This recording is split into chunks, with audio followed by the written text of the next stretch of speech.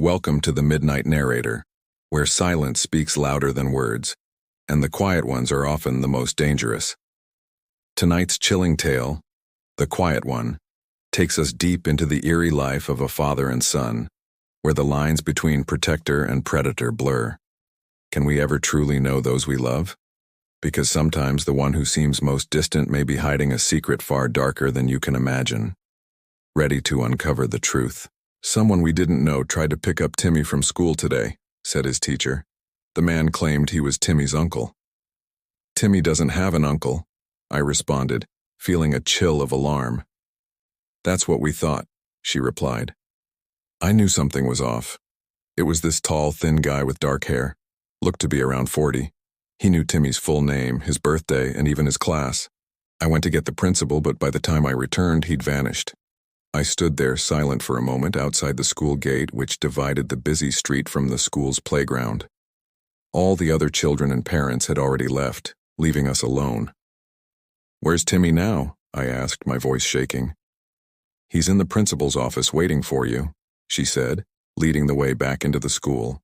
I followed her, my steps unsteady, through the playground and down the school corridors to the office. Timmy, my 9-year-old son, sat quietly on a chair in the principal's office. The principal was at her desk, and an officer stood beside her. "Hey, buddy, are you okay?" I asked. Timmy gave me a blank stare, his gaze fixed on something just beyond my shoulder. My son Timmy had always been a quiet child, his gaze often fixed on something just beyond my line of sight. He rarely made eye contact, and when he did, his eyes seemed distant, as if he were observing the world from behind a thick pane of glass. Especially since his mother, my late wife Emma, died in a tragic accident 2 years ago. She was struck by lightning during a storm while out walking. Since losing Emma, Timmy had become even more withdrawn, speaking only when necessary. We'd seen various counselors, but they concluded he was just shy, not suffering from any specific disorder. He also had a habit of collecting small, sharp objects, pebbles, shards of glass, even the occasional lost nail. He kept them hidden in a small box under his bed, a collection I only discovered by accident. The officer confirmed my identity and asked a few questions before assuring us they would investigate and to report any further sightings of the man. The principal and teacher spoke, but their words blurred as my mind raced with fear. Someone had tried to take my son. "Timmy, you didn't know that man, right?" the principal asked. Timmy shook his head. After that day, I was on high alert, walking Timmy to and from school, never late again. Timmy didn't seem affected, though. He never brought it up unless asked. A few weeks later, the teacher called again, mentioning another student had seen Timmy talking to someone at the fence. When she checked, no one was there. Timmy denied speaking to anyone, but the classmate was certain. The police searched but found no one. That evening, I sat Timmy down at the kitchen table to talk. "I need the truth, Timmy. Did you talk to a stranger today at school?" I tried to keep my voice calm despite my rising panic. He shrugged, his usual response. "How many times have we discussed not talking to strangers? It's for your safety. You understand that, don't you?" He nodded, looking scared. I realized my tone had become harsh and felt a pang of guilt. Exhausted, I left him at the table and went to bed. Later, waking in the night, I checked on Timmy. His room was empty. After a frantic search, I found him on his bed, alert. "Where were you?" I asked, both relieved and confused. "Right here," he said simply. I shook my head, questioning my sanity, noting the open window.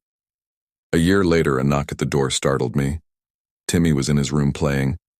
No one ever knocked unannounced in our apartment complex. Checking through the peephole, I saw no one. As I turned back, another knock came.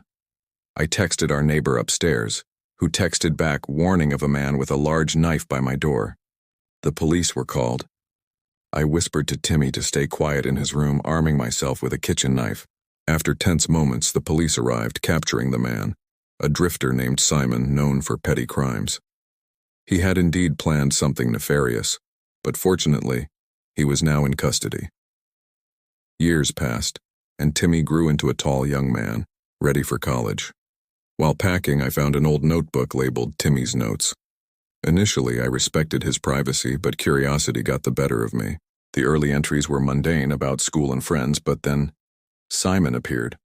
The notes detailed a plan for Simon to break into the house, steal something. The writing was vague, almost coded, but the intent was clear.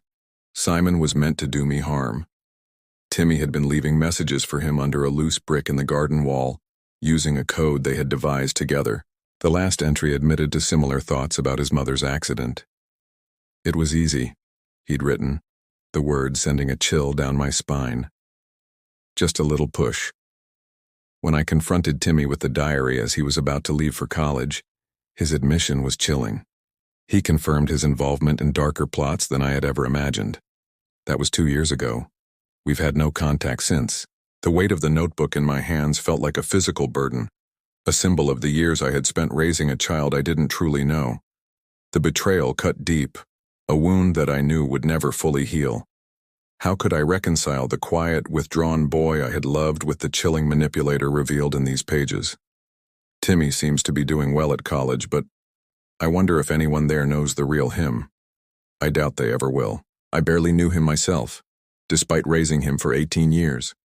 And that's the end of the quiet one. A father's trust shattered by the silence of his son, and a betrayal that echoes in every word left unspoken. As the years pass, we may think we've learned everything about those we hold dear. But sometimes the quiet ones are the hardest to understand. And when their secrets come to light, they're often darker than we could ever imagine. If you found tonight's story unsettling, don't forget to like, subscribe, and hit the bell for more haunting tales. Until next time, remember, not every silence is a void. Sometimes, it's where the darkest secrets lie. This is The Midnight Narrator, and we'll be waiting, just behind the quiet.